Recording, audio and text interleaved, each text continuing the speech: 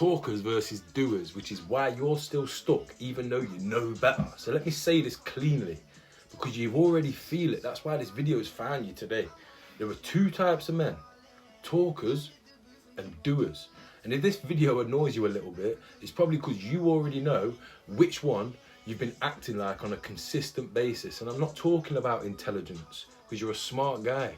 I'm not talking about potential, because you've got unlimited potential. And I'm not talking about whether you've been through a lot, because I'm sure you've been through a lot. I'm talking about what actually moves your life forward. Because most men watching this aren't lazy. You're capable, you're smart, you're self-aware, you've read the books, you've listened to the podcasts, you've watched all the social media videos, and yet something feels off. Because your life looks fine on paper, but inside there's a friction, a quiet irritation that you can't quite explain. And that's not confusion, that's misalignment, and it usually comes from one place. You talk way more than you do. It's simple as that. And that's the comfortable lie that talkers live in, because talkers love the plans. Plans feel productive without costing anything, but talking feels like movement without the risk. Thinking feels like progress without the exposure, because you know this pattern already. You sit there on a Tuesday night, nothing's technically wrong, bills are paid, job's fine, food's in the fridge, your relationship's fine, but yet you feel restless. So what do? You sit there and you plan. I'm going to lock in next week. I'm going to get a better routine in place. I'm going to start smashing it. I'll start properly after this busy period, once I've had a bit of a break, because I deserve a break. I deserve a break. That's the talker's love language. But here's the brutal truth most men avoid admitting. Talking is a form of self-soothing. Let me say it again. Talking is a form of self-soothing, because it calms the discomfort of not acting, and it gives your brain the illusion that something's actually happening. But nothing changes, no momentum is built. And that's why talking feels like momentum, but I hate to break it to you, it isn't. And that's why talkers stay stuck for years, because talking triggers dopamine. So does planning, so does imagining that future version of yourself with everything all together, because your brain gets the reward before the work. Which is why motivation disappears the moment that real effort is required. This is why you feel so fired up after a podcast, or you've watched a little motivational reel on Instagram, but then completely flat when it's time to do the boring work that actually creates momentum. Because your nervous system already got paid, you already got the feel-good feelings. Doers don't get that luxury. But here's what doers understand that talkers don't. Doers don't need to feel more motivated. They don't need to feel more confident. They don't magically have better discipline. They just understand this one thing. Momentum is built by action, not intention. And action is often boring, awkward, unimpressive. Doers don't wait for that clarity. They use action to create the clarity. They don't wait to feel aligned. They act their way back into alignment. This is why doers just look calm under pressure. It's not confidence, it's self-trust, because they've kept promises to themselves before, over and over again. So when discomfort shows up, they don't panic and fall off the wagon. Talkers panic because deep down they don't trust themselves to be able to get the result consistently. So here's the real cost of just being a talker. So let's get uncomfortable for a second. The biggest damage of being a talker isn't failure.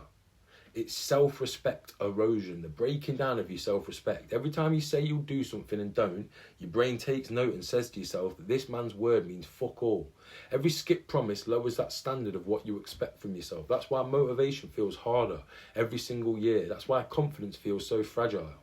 That's why you feel annoyed at yourself for no clear reason, because you're not broken. You've just taught yourself not to listen to yourself because you don't keep your promises to yourself. This is why smart men sabotage themselves harder. This is why you sabotage yourself harder. This matters. The smarter you are, the better you are at rationalising, not taking action. So you don't make excuses, you make arguments. You can justify rest, delay. You can justify being strategic. And slowly, that momentum dies without ever hitting any obvious collapse. No chaos, no explosion, just drift. Because drift is comfortable and it doesn't hurt enough to change. Drifting keeps you stuck while time quietly passes. That's why so many capable, smart men wake up at 35, 40, 50, thinking to themselves, how did I end up here? You didn't fail. You just negotiated with yourself and kept killing off your momentum. So the line is between hell and heaven, and that line is oh so thin. So here's something that most men miss. Self-sabotage and momentum are separated by tiny decisions. not massive ones. The line between a life that you respect and a life that you can just about tolerate is so thin. It's not drugs versus sobriety, it's one drink turning into a pattern. It's not discipline versus chaos, it's skipping that first promise of the day and sitting in your bed scrolling Instagram. It's not success versus failure, it's whether you act consistently when nobody's watching, because talkers think change requires intensity. Doers know that it requires reliability, and that's why talkers hate this truth. Talkers hate hearing this because it removes the drama. There's no big reset, no fresh start, no motivational speech that will save you. Because motivation dies off. It's just boring action repeated consistently. And that's offensive and scary to your ego, because your ego wants transformation without the work, results without repetition, and identity without evidence. But reality doesn't care how much potential you have. It only responds to what you repeatedly do. And that's the moment that you become a doer. Here's where things can start to shift permanently. You don't become a doer by declaring it. You become a doer the moment that you start to act without negotiating. Not when it feels good, not when it's optimal, not when you're fully ready, because you'll never be fully ready before you act. It starts when you act anyway. 5 minutes, one task, one promise kept. That's it. Momentum doesn't need intensity, it needs continuity, and continuity is built when you stop arguing with yourself and just fucking take the action that gets the momentum built. That's why motivation's a trap. So let me be clear. If you're waiting to feel motivated, you've already lost. Because motivation's emotional weather. It changes daily. Good there the 1 minute, it's not the next. Doers don't rely on motivation. They rely on systems that remove choice. They don't ask, do I feel like it? They ask, what's the next non-negotiable action? And then they do it. That's why they look consistent. That's why everything compounds.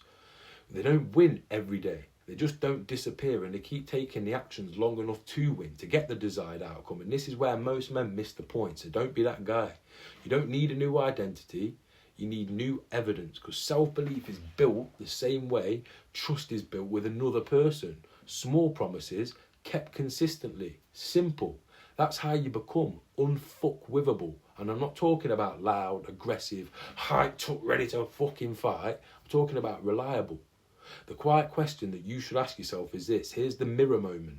When things get uncomfortable, which they do for all of us, do you talk or do you act? Do you plan or do you execute? Do you soothe the feeling or do you take the action that moves the needle? Because that decision is shaping your life, whether you admit it or not. Let me say it again. It's shaping your life whether you admit it or not. And this is the difference that changes absolutely everything. Talkers live in future tense. I will. I'm going to. I'm about to. Doers live in present tense. I did. I showed up. I'm doing. I kept my word. One builds identity and the other builds frustration, bit by bit by bit. So if you want momentum back, listen to this slowly. You don't need to overhaul your life completely. You need to stop lying to yourself in small ways. Pick one action today that proves that you're a doer, not a talker. It doesn't have to be impressive. It doesn't have to be share-worthy on Instagram. It doesn't have to be dramatic Hollywood blockbuster. Just real. Clean your space. Send the sales message. Train for 5 minutes. Start that task that you've been avoiding. Not to win the day, but to keep your word to yourself. That's how momentum starts again every single time. And this way, you never have to let momentum die because you've got a foolproof way to get it going. Talkers stay stuck because they protect comfort, but doers move forward because they tolerate discomfort. And here's the part that really stings. Good and bad lives are both built daily. One through avoidance, one through consistent action. So if this feels uncomfortably accurate, good. That's awareness knocking on the door. So if you want the free system I use with all my private clients to eliminate self-sabotage, start to build real momentum again, comment the word blueprint or click the link in the bio and get your free copy of the Become Unfuckwithable Blueprint. Because unfuckwithable isn't a mindset, it's the result of becoming a doer and doing and taking action on a consistent basis and moving the needle forward. Let's fucking have it.